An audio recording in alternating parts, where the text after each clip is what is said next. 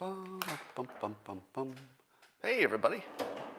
It's about time you got here. I've been waiting for seconds. And you know what time it is. It's time for Coffee with Scott Adams, the best time of the day, every single time. And all you need to enjoy it to its maximum potential is a cup or mug or glass, a tanker, chalice or sign, a canteen, jug or flask, a vessel of any kind. Fill it with your favorite liquid. I like coffee, and join me now for the unparalleled pleasure, the dopamine of the day, the thing that makes everything better. Everything.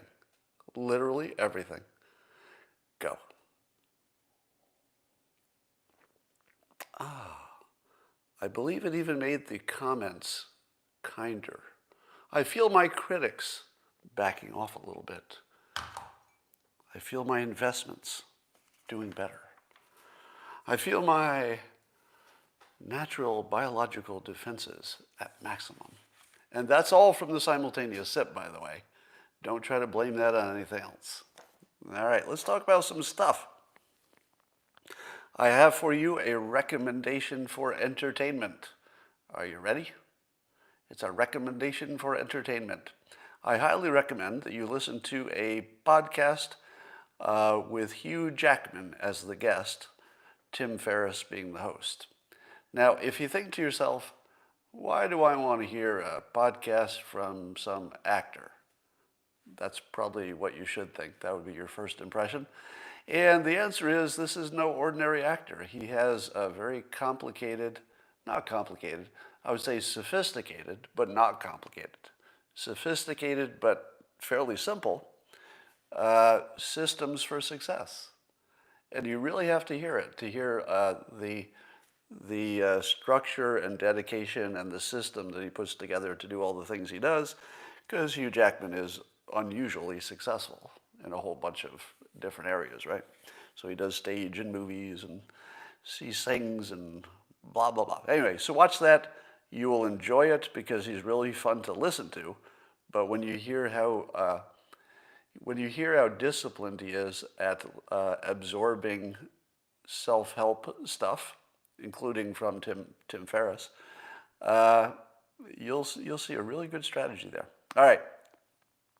So I guess Mitch McConnell played the Grinch and blocked the Senate Democrats, and a lot of Republicans also wanted $2,000 checks, but he blocked a vote on that. Now, here's the problem. And I'm going to be talking about this when we get to the whiteboard. We're at a point where it's hard to trust anybody who has a China connection, wouldn't you say? And unfortunately, Mitch McConnell is married to someone. Fact check me on this, because I almost can't believe this is true. So I guess I'm going to say it as something I've heard that I can't believe is true. Is it true that he's married to a woman whose father is connected to the Chinese Communist Party and is some really rich shipping magnate? Right? Now, I'm not making any accusations, because one assumes that, short of any evidence to the contrary, she's a patriot, she's on the right team. So I'm not making any accusations. Somebody says she's Taiwanese, which would make a big difference, I suppose. But I'm hearing that her father has connections to the CCP. Can you fact check that? Because it feels like that couldn't be true, right? I'm seeing a lot of you saying it is true, but I feel as if it couldn't be true. Check that on me. But the point is that we have to ask that question. We're no longer in a world where you can ignore that. I hope, and I assume, there's nothing to worry about there. But we're just not in that world where you can assume that you can't worry about it. I'll say a lot more about that later. So apparently that Nashville Bomber, a year ago, the FBI was warned by, I believe it was his girlfriend, so a direct witness, that he was building bombs in his camper. That's right. The FBI was told by a direct witness, not somebody who had suspicions, but somebody, with this guy, direct witness, that he was building bombs in his camper. FBI decided not to follow up on it. Now, what was the FBI doing instead of that? probably not something as useful as this would have been. And every time you think to yourself, well, I've reached a new low in my trust for American institutions, and you see that they weren't that interested in somebody who has a direct witness they were building bombs in a camper. If he had been building bombs in his bedroom, I would be less concerned than he was building them in the camper, because you know the camper is going to be part of the plan, right? Like, you don't have to be an evil genius to know that. And this is one of those stories that you just have to shake your head and say, what? What? Now, if I may defend the FBI, it's probably fair to say that they get way more solid sounding tips than they could possibly follow up on. Don't you think that's probably true? They probably get so many tips that it's just really hard to know which ones are real, and they couldn't possibly look into all of them. So maybe that's all that's going on. They're just, not enough resources. Let's hope that's the situation. When you voted, if you voted this year, did you think your vote mattered? Because it turns out there's a lot of evidence that maybe it didn't. It turns out there might have been only one voter that mattered in this country, a lawyer named Mark Elias. Now, he didn't matter in the sense that his one vote mattered, but when you hear the full story of the things that he did to get rules changed in key states, so he was working on making sure that the right rules changes happened right before the election. So the allegation against him is that he was the legal mastermind behind bending the rules or changing the rules in Georgia and North Carolina, and he's best friends with Stacey Abrams. Watch how small the world is about to get, all right? So Stacey Abrams, she ran for governor, thought she won but didn't, and then she's very involved in getting out the vote for the Democrats in Georgia. So this guy, Mark Elias, coincidentally, who was one of the main people who got rules changes, which may have been the difference in the election, he's coincidentally good friends with Stacey Abrams. But it gets stranger. Stacey Abrams' sister is a judge. And instead of recusing herself on an election case, she ruled against the purge of 4,000 voters from the rolls, blah, blah. So there's some technical reason that the lawsuit said they should be purged, but she ruled against that, which is good for Democrats and bad for Republicans. And she's the actual sister of Stacey Abrams, who is good friends with Mark Elias. And she didn't recuse herself. When I read this story, I thought, well, clearly I'm reading this wrong. I couldn't actually be reading this story and this actually happened, that Stacey Abrams' sister gets to decide. What? And this goes with the story about the FBI, not following up on the camper full of bomb-making equipment. And I'm thinking to myself, there are some stories that are so wildly implausible that you actually can't believe they really happened. Like, you could read it, but my brain can't hold that in my head. I can't even hold this as a real thing. It goes in, and then my brain says, no. Stacey Abrams' sister couldn't be the judge who made the decision. Not really, right? That couldn't possibly be true. And so my brain just rejects it, and I won't even act on it. I can't even get outraged, because I literally can't hold it in my head that could possibly be true. But maybe it is. Tragic news that Congressman-elect Luke Letlow, I think he was 41, and he died of COVID before taking office. But as is the case for 2020, which we're still in, there's more to the story. It turns out he was noted for his non-mask wearing and saying that we should open up and get back to normal. Yes, the guy who said we should live more dangerously died from the thing he said we shouldn't be afraid of. Now, that of course is a coincidence, tragic one, and we should not make really anything out of it, in my opinion, because one anecdote of one person who had one experience shouldn't be telling us anything about the world in general, but because we like stories. When I say like, I mean our brains naturally go to stories. So one story where you can imagine what the person looked like and you could put yourself in that situation in your mind, that's going to be more persuasive than a lot of data. So unfortunately, this is going to be fairly persuasive and just one of the most tragic things you could ever imagine. So he's got a 3-year-old kid and a wife, so it's just horrible. But Democrats on Twitter are being insanely cruel in pointing out that basically they're saying he had it coming. Now here's my question. Are you sure he died of COVID at age 41 with at least not obvious comorbidities? He didn't look like he was severely overweight. He wasn't old, wasn't black.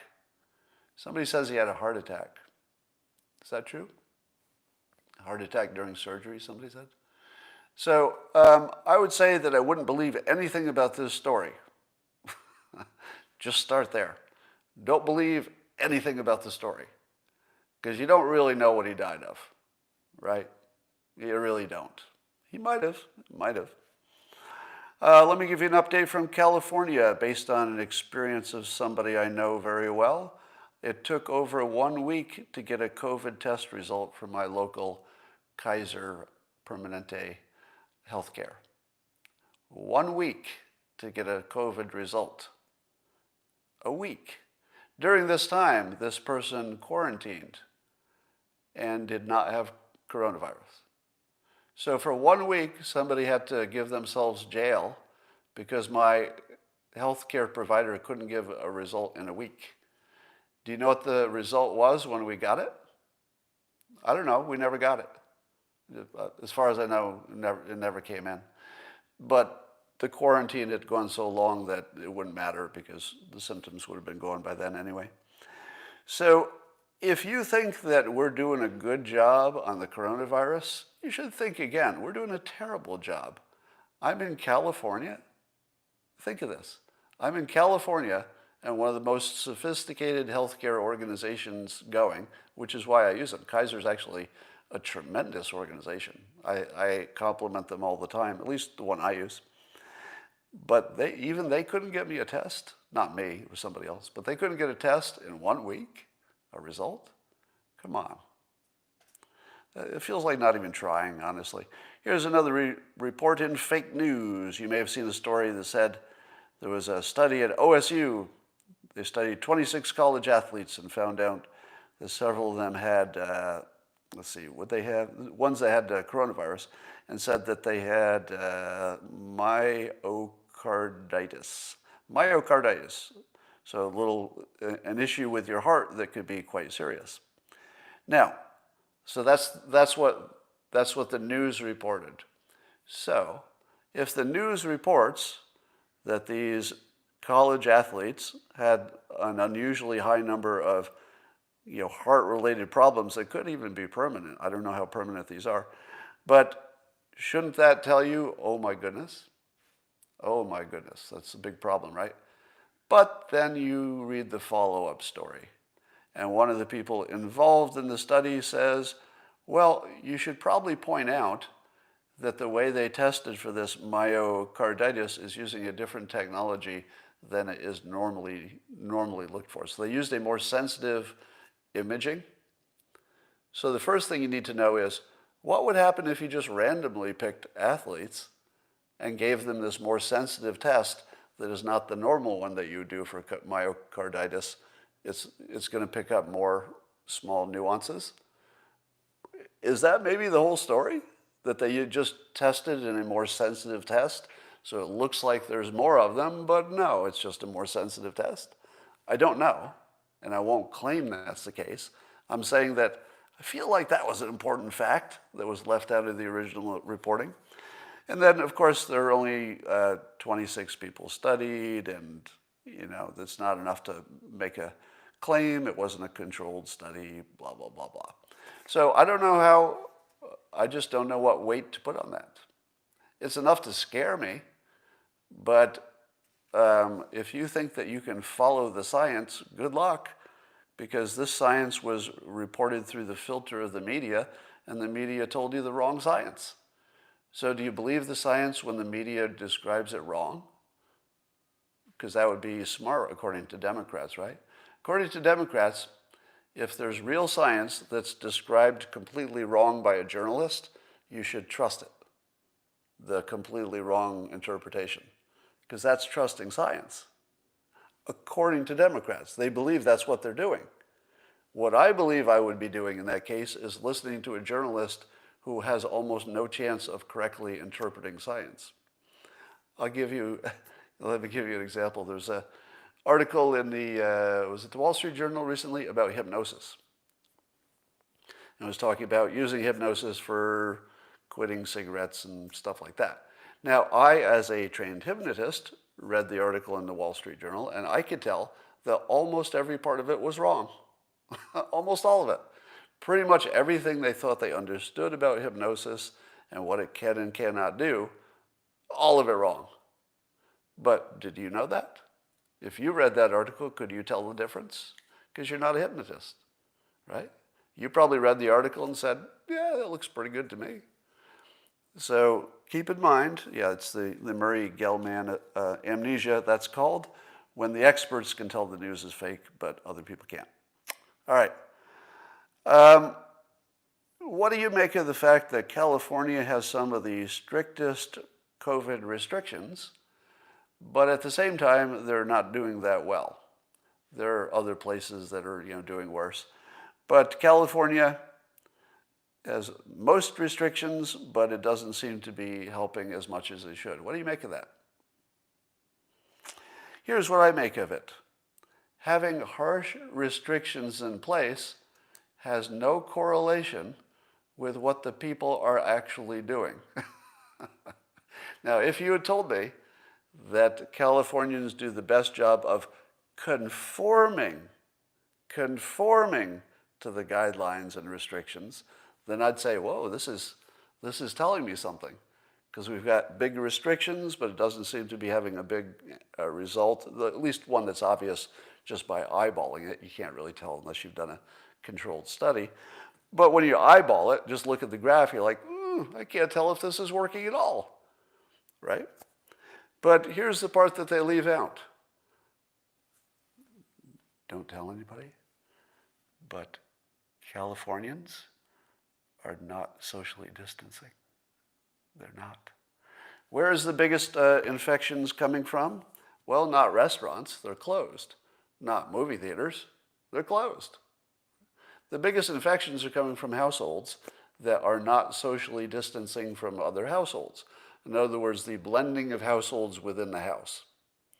Do you know how much social distancing there is in California among households? Close to none, right? The only thing that matters really is whether you're blending households at this point, because we know that people do wear masks to use the grocery store because they kind of have to, right? So we know they're not getting it from touching things in public because surfaces don't seem to be the big problem. It's got to be households, and it's got to be blending households. It's got to be the blending part, right? My observation as a Californian is that at least for young people, I think people are still trying to keep the old people safe. But among the young, the households just gave up on social distancing. Is that what you see? I don't see households stopping a teenager from visiting another household. I just don't see that. Yeah. And somebody's saying divorced parents. Does California have more two-household situations than anybody else? I don't know, but we might. We might have the most cases where there's a kid who has to go back and forth from mom and dad to a different household. I don't know. So when you say that there's a state that has the most restrictions, I just don't know that that matters anymore, because I think people gave up on it. That's what I observed. People just gave up on it. And I think that the news that asymptomatic people are not the big spreaders and that young people aren't having as bad outcomes, I think you put those two things together, that you need to be symptomatic and it probably won't kill you as likely if you're young. And I think households just made the decision. I can't go another month keeping a teenager locked up. I think people just said the risk reward is now reversed. Early on, yeah, lock up everybody. Because you thought it was just going to be maybe a month or something. Yeah, lock up the teenagers, lock up the kids, lock up the schools. If we can kill this thing in a month, that's a good deal. But once you realize you can't, and that it's going to be a year or whatever it's going to be, maybe longer, you can't really keep the teenagers locked up anymore. So I think we should stop pretending that social distancing is even happening, because it isn't. It's happening in public places, the grocery store, but it's not happening in homes.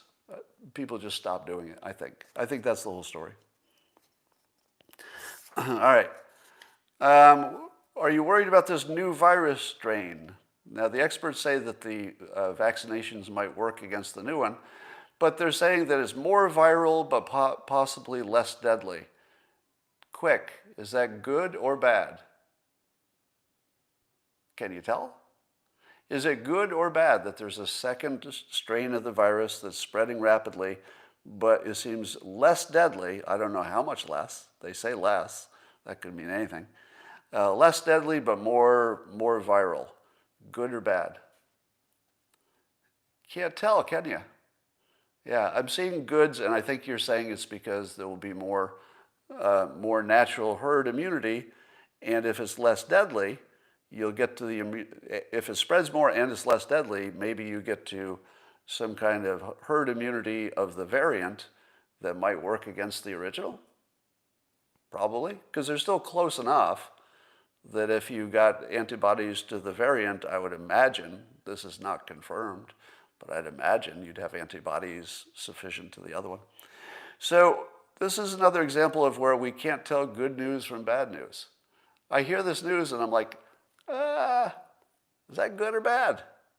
I don't know, because I don't know that the vaccinations will ever get us to herd immunity. I don't know. Here's another question I have. When you're trying to decide who to give it to first, should we have government rules about who gets it first? Or would we be better off if we said to everybody, look, you make your own decision? Which would get you to a better outcome? The government with strict guidelines of who gets it first, or just let everybody decide on their own? Now, I think that's unclear. Israel is doing something closer to letting people decide on their own. I think they have some guidelines, but they're doing way less filtering. So I think if you go in and you say you need it, probably going to get it. Now, here's the problem. If you have government guidelines, they're never going to fit your situation. Am I right? Let's say you've got somebody in your household who's 25, and they're just not socially distancing. They're totally healthy. They should be the last person to get the vaccination, right? But what if they're not doing any social distancing and there's nothing that's going to change that? They're dating on Grindr, or they're dating on, some app, and they're mixing with other people every day. Shouldn't that perfectly healthy person get it first? Because they're not going to socially distance. And if they're not socially distancing, they're the problem. They're the one who gets in your household, right? If you vaccinate grandma, well, she wasn't going anywhere anyway. And I could probably get her to stay home, and I could probably get her to socially distance. But I can't get the 25-year-old to do it. They just won't do it. So do the math for me. Just for a moment, forget about the morality and the ethics of it, right? Because I'm going to say that whatever gets us to pass the pandemic fastest might be the best result. I don't know that that's true. But I feel as if you let people make their own decisions, you might optimize. Because people know their own situation better than you do.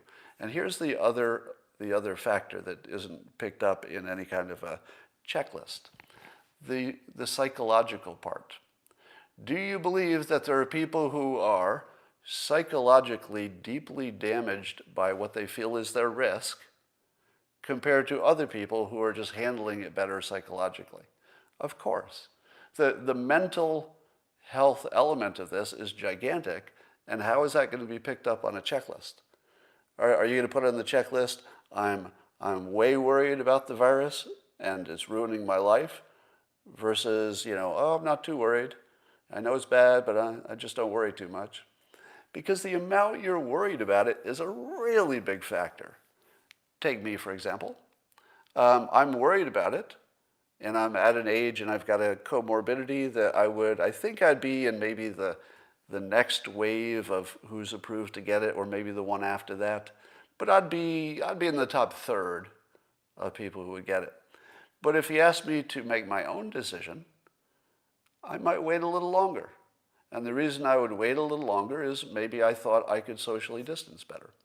Because let's say if Christina got the vaccination, and I only have close contact with her, do I need it right away? I'm not saying she would get it right away, but I'm just using an example. So there are so many specific weird situations where you would have to include what people are likely to do, socially distance or not, what their mental state is, what they know about their own comorbidities, what they know about whether they can socially distance well or not. I think maybe you just let people make their own decision. I could tell you that I would voluntarily wait a little bit longer than I will under the current guidelines. So I just put that out there. Apparently there's some kind of idea from Representative Louis Gohmert from Gohmert from Texas.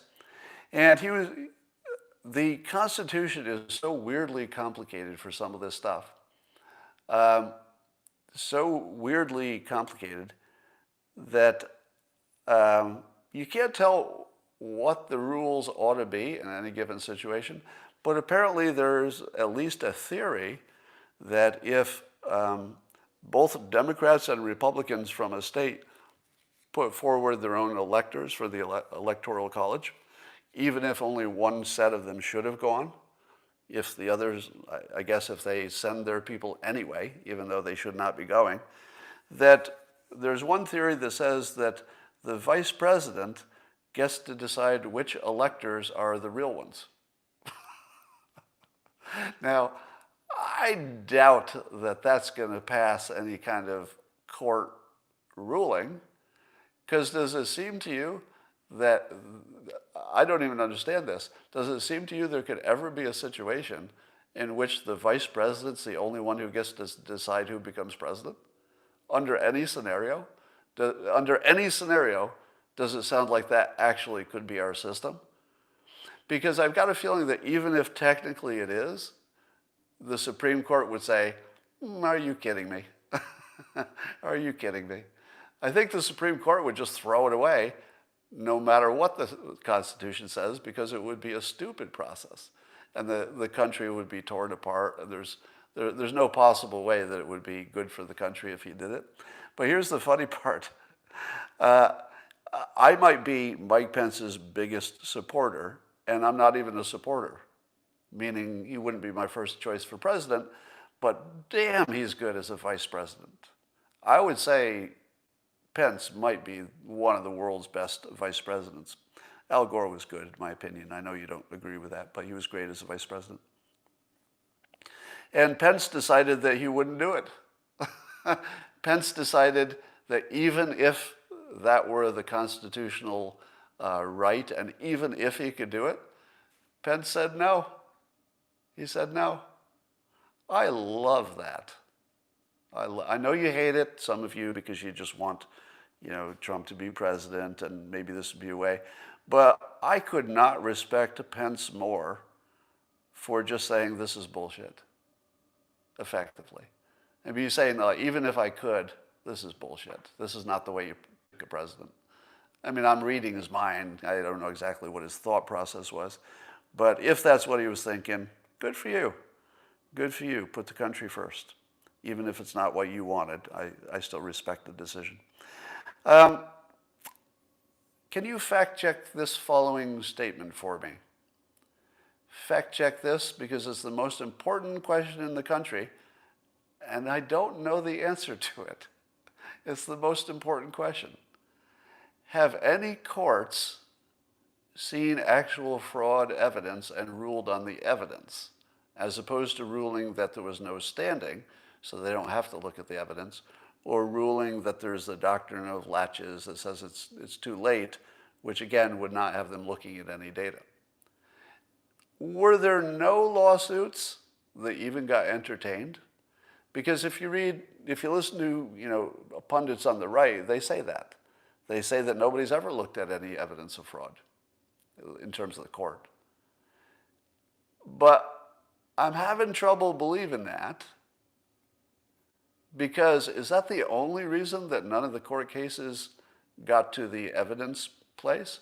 Or is it the case that there were some lawsuits that were based on just evidence, and maybe the court looked at it and just said that's not going to be enough?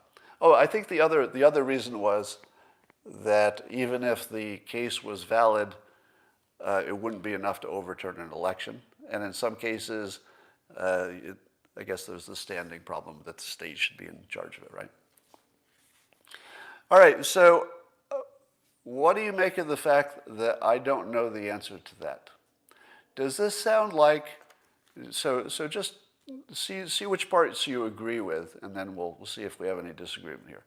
Do we agree that the country is unclear on this question? Would you say that that statement is true, that the public is unclear? You think you know the answer, but the public is unclear on whether the fraud allegations have even been looked at by the court, right? Now, some are saying, I'm seeing a little bit of disagreement here. Now, how could we be in this situation? How could it be this far after the election, when the election is the biggest news in the country, and the question of whether the courts have seen any fraud is the biggest question on the biggest topic in the whole country, right? It's the biggest question. How do I not know the answer to it? How does the public not know the answer to it? It's almost as if there was some kind of external force that is keeping us from understanding even the simplest questions. Some kind of force, maybe even outside the country. For example, did you know, and I guess Raheem Kassam was tweeting on this, Raheem Kassam. He said that on his show today, they're going to reveal that every major Western media outlet is compromised by the Chinese Communist Party, and we show the receipts. And he lists CNN, The Atlantic, BBC, Reuters, Washington Post, The Hill, AFP, Bloomberg, you name it. So according to some people who have looked into this, it would seem that China has infiltrated, at least in a monetary way, all of our major news sources. Now, if China was, let's say, influencing our news sources, what would that look like? Well, let me take this to a wider context. Are you ready? Here's the part that gets me assassinated by Chinese spies.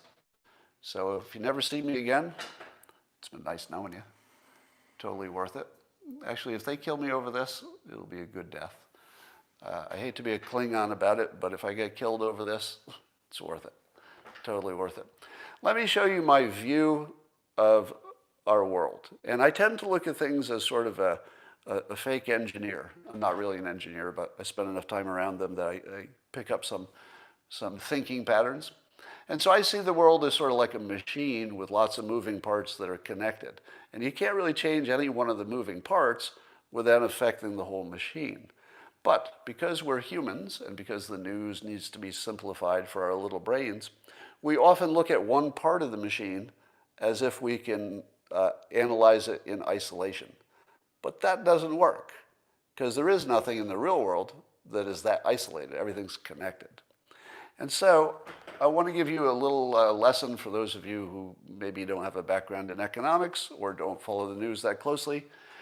And here it is, that your economy and your military are in some sense interchangeable or proxies for the other. What I mean by that is you can't have a good military unless you've got a strong enough economy. So if you have a strong economy, you're in good shape, assuming you make the right decisions also, right? So protecting the economy is a military action. You have to understand that point. Keeping the economy strong is a military decision. It's a homeland security decision. Now, what will happen in the next coming decades if, let's say, if nothing changes from the trends we already see?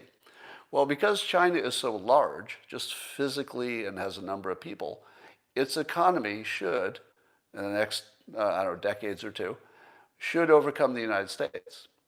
So in very short order, at least within my lifetime even, you're going to see that the economy of China will be bigger than the United States. What does that imply for the military of China? Bigger than the United States, right? More, eventually, just because of size, they will have more power, both economically and militarily, and China uses them interchangeably. So, to get control. Now, if you have a big military, you don't actually have to go to war with a country that has a weak military. You can bribe them. You can tell them you won't protect them unless they do what you want, let's say the Middle East. You can threaten them, right? So you don't have to attack them if your military is the strongest. You can just sort of control things because people know not to get on your bad side, if you know what I mean, right? So, but then you can also directly control things through your economy because you can buy off people, you can invest with people who don't want to get you mad, you can hold out the possibility of doing business that'll make you rich, you can start a factory so you don't want to lose your factory in China. So China can find 1,000 ways to buy influence if their economy is big enough. Now, here's what I believe Trump understands and Biden does not, or Biden is already under the influence of China. Either of those two situations would explain what we observe, and I don't have an opinion of which one that is, but they're both possible. Here's what Trump understands, that all of these things which feed into the economy are really a military homeland security decision, and our biggest rival is China, and we are already at war. If you don't understand that we're already at war, or that sounds like hyperbole, you need to catch up, right? Because there's nobody who really understands the world who would disagree with the statement.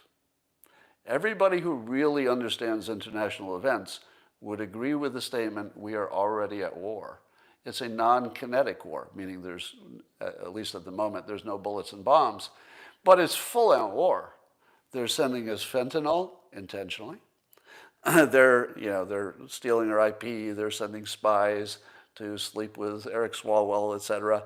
They're buying property. They're investing in businesses.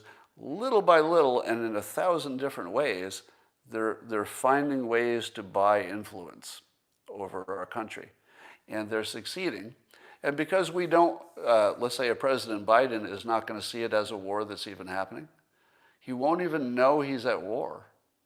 You don't win a war if you don't know you're in one. That's like step one. Trump knows he's in one. Now, you may have asked yourself, why do I harp on certain topics? Why is it that in a world with lots of topics, I'm not talking so much about wokeness, but I'm talking more about, let's say, nuclear power. Let's say the school, the teachers' unions. You hear me talk about them all the time. Why do I talk about those topics? Here's why. Because those topics feed directly into the economy, which feeds into the military, and is the only way to protect us from China. So, if you looked at, say, the school system, we need a really good school system to compete with China. Everybody would agree. But what's the biggest problem with our school system? The teachers' unions, who prevent any possibility of meaningful competition, and without competition, nothing works. Who influences the teachers' unions? Do you know? Who influences the teachers' unions? Well, I don't know, but they're acting as though they're influenced by China. Again, I'm not saying they're influenced by China. I don't have direct evidence of that. I'm saying that everything we observe would suggest that they're playing for China, not the United States. So, if I were president, I would say, this isn't really about a union. This is a military decision. We're not going to have shitty schools. You motherfuckers. We're not going to have shitty schools because you're going to be working for China and you're going to be in a fucking concentration camp if you keep fucking up our fucking schools. You motherfuckers. So, when you see me go off on the teachers' unions as the enemies of the United States and effectively Chinese spies, effectively, I'm not literally, but effectively they're working for the enemy. This should be a government decision. Federal government should just nationalize it. They should just ban the unions for military reasons. Because we're in a war. If our schools suck, China wins. They're fighting on the wrong side. You get that? This isn't one of the issues that's, well, this is one of many issues. And you just notice I seem to have a hard-on for this one issue. It's like, Scott, why are you so obsessed about this little issue when there's so many other things? So many other things are not going to put you in a fucking concentration camp. This will. That will put you in a fucking concentration camp if you let that problem go. That's how big it is. If you don't see that as a military problem, you don't see the whole field. Trump sees it. Trump sees it, right? Biden does not, because the Democrats have some kind of deal with the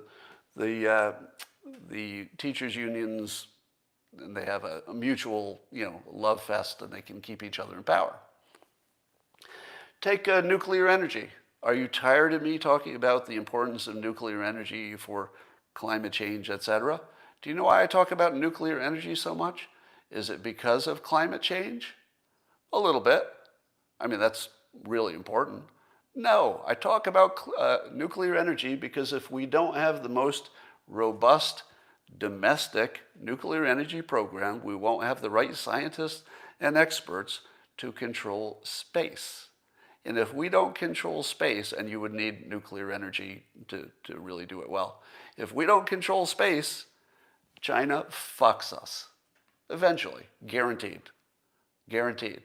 There is no possibility that anybody smart can see that if we leave our nuclear energy private industry where it is and don't boost it the way China is, we're fucking done. This is the end of your fucking country if you don't make this a lot better than it is. So why do I harp on this so much? Because your whole fucking country is going to be gone. You're going to be a fucking Uyghur in a concentration camp, not next year, not probably in 5 years, but that's where it's going when China gets enough control. Of course, we need a robust startup situation. So this is one of our advantages over China. They don't have quite the startup entrepreneurial situation for a variety of reasons. So we need to goose our startup world as much as possible because it's a strategic advantage for our military. For our military, right? What about all the Chinese students that we allow to come over here to our top universities, get all our good training, and then go back? Got to stop that immediately. If all we were doing is competing with an economic rival, I'd say, well, maybe we should try to have some openness and cross communication, and maybe the Chinese people who go to American schools become sort of Americanized, and that's good. That's if you're not at war. The moment you're at war, they all got to go. They all got to go right away. All of them. Doesn't matter if they're spies, because we can't tell the difference, right? It doesn't matter that many of them are just perfectly nice people who would like to be American someday. They might, but it's war, right? It's war. In a wartime situation, You don't pick and choose. You just say, this is a hole. I'm gonna block the hole. That's it. It's a war decision. We can't keep losing our IP to them. Here's the most controversial thing on the list. Geniuses drive economies, all right? You need workers for every part of the economy, but it's kind of geniuses, the super smart people who are inventing the next stuff, the AI and the space travel and all that stuff. We need more geniuses. One way to get them is through targeted immigration, where we create an immigration system that really tries to get the geniuses from, let's say, India. If we could get lots more geniuses from India who are not naturally friendly with China, we're in good shape. Recently, you saw, I don't know the details of this, I think Trump was allowing more immigration from India recently. Why?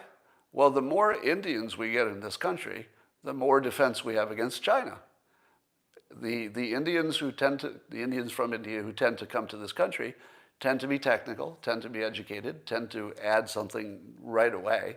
They assimilate immediately, almost instantly, and they're a huge strategic advantage. So when you're doing your border control and your immigration, if you're just trying to, let's say, control the population or whatever, or keep out crime, you're not doing enough. You should use your immigration and border control as a strategic military asset. And the military part is you want to get the geniuses in and get enough people, other people, that you have a good, vibrant economy, but you want to get the geniuses.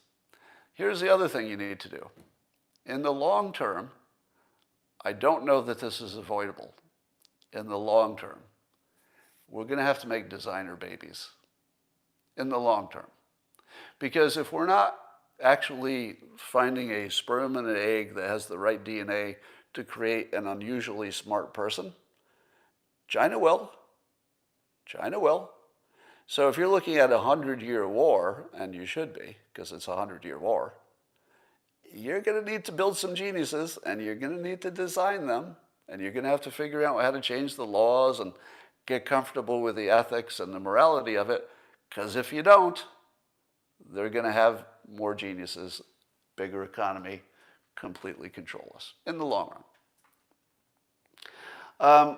And likewise, you have to control the border against everything from fentanyl to spies getting in. So border control should be seen as not a domestic issue. Our border control is part of our war with China. If we can keep our economy at the maximum and still want immigration, you just have to do it intelligently and control it as much as possible. So Trump gets that. He sees it. He sees the bigger picture. Persuasion, of course, is very important to the economy. Trump is good at it. Biden is bad at it. Biden's telling us our worst days are ahead. I mean, he's a disaster for persuasion for the economy. Trump is the best we've ever seen in persuasion for the economy specifically. And then, of course, one of China's big advantages is they will target an industry such as 5G, and they'll say, we're going to own 5G because it's a strategic asset. Strategic asset, read that as military. We're going to give it away. We'll own this industry because it's so important, and we'll have like our nodes everywhere that will steal the data potentially, et cetera. So we don't do this as much, but Trump has started a little bit. And you can see that Trump went against TikTok, he moved against Zoom, but I guess nothing happened there, or maybe they tightened up their, I don't know why Zoom is still in business. I actually don't understand that because of the Chinese Communist Party indirect connection. I just don't understand that. But you do see that Trump is more willing to be an activist from the federal government in terms of specific industries. Now, the way we've seen it is that he's pushed against 5G, and he's pushed against things that, like TikTok, et cetera. But we probably need to do a lot more of directly promoting the industries that have a national defense element to them, which is a lot of them, right? So we probably have to be better at that because China's good at it. So here's my field. That's my field. If you don't see that the economy and the military are basically the same thing, they're interchangeable. Now let me give you an example of that interchangeability. I'm bad at history, so if I get some of this wrong, you'll understand. Kuwait was pretty rich, but didn't have much of a military. Iran had a big military and enough money that they could use it, attacked Kuwait. But because Kuwait was rich, and a lot of countries that had big militaries, like the United States, said, hey, we'd rather keep Kuwait where it is because we might want to get some of that oil out of the ground. So effectively, Kuwait's wealth became its military. It didn't defend itself originally, but because it was wealthy, other people kicked out the Iraqi army. All right. So in all cases, think of the economy as your military, because they're interchangeable. And, oh, did I say, I meant Iraq. If I said Iran, correct that. I meant Iraq attacked Kuwait. In the comments, somebody says I accidentally said Iran, and I probably did. So, all right, I'm just looking at your comments for a moment. So I'm not saying that Trump necessarily has a chance of taking office for a second term, but this is part of the larger story that I've been telling you, which is as we see less of Trump as a personality when he's doing his provocative stuff in public, you know, if he's out of office, if we assume that happens, we'll see less of his personality and we'll start to forget how it affected us. You'll remember intellectually, but you know, you'll start to fade. That memory will fade. But the things that he did that permanently work, such as improvements in the Middle East, defeating ISIS, North Korea looks a little better, you know, warp speed, et cetera. All those things are going to look like lasting accomplishments. So Trump's legacy is just pretty much guaranteed to improve. Now you might be saying, yes, but what about all this election fraud stuff he's claiming, and you know, he's tweeting things that don't pass the fact checking like crazy, like every day now. To which I say, you won't remember any of that. You're not going to remember his angry tweets about the election. You know, I mean, it's barely going to be a footnote in any history book.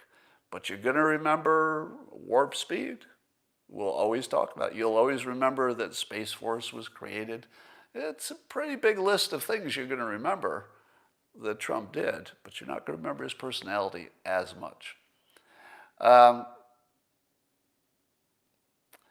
So here's the question or the task that I would assign to you. Look at everything that happened in 2020, all the big political news, including everything from the street riots on. Ask yourself this: how much of that would have happened the way it happened if China were not already controlling our media and our politics? Because there are two filters I can think of to explain what I watched in all of 2020.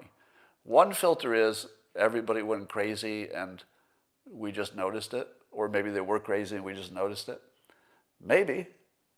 Did everything just get crazier in 2020? It's possible, right?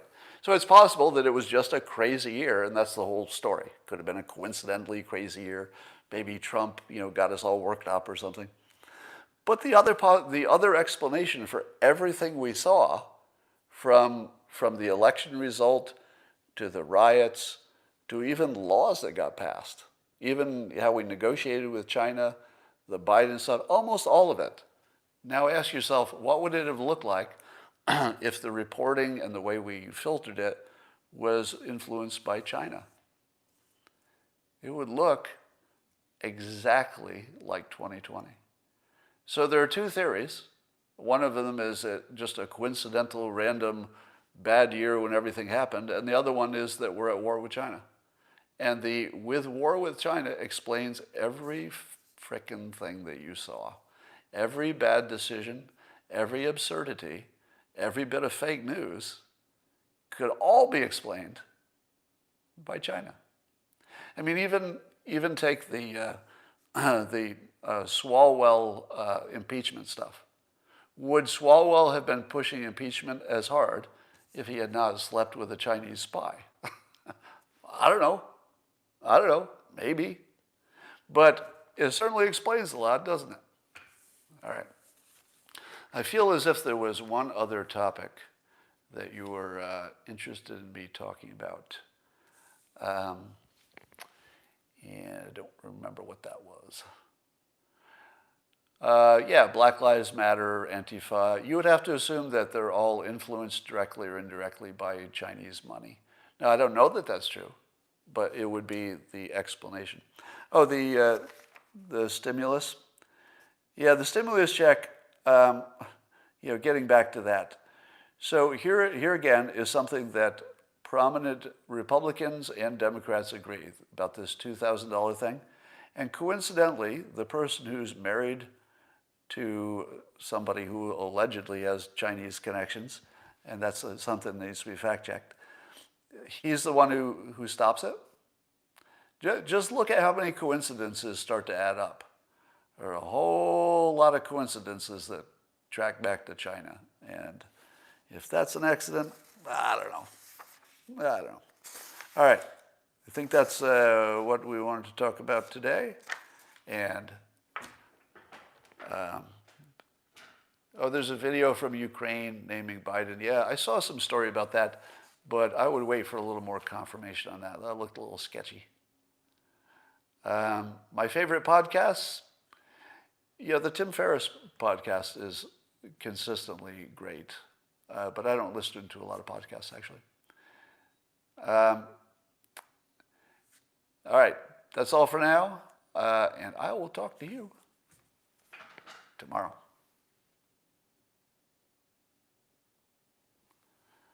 All right, YouTubers, still here for another moment. Thank you. You like that picture? What are the books on your shelf? So those are my books. Or are you looking at the ones at the top? Those are just random books that I think they're all Dilbert books. And they are not going to be happy with this one. So this will be interesting, right? It'll be a good test.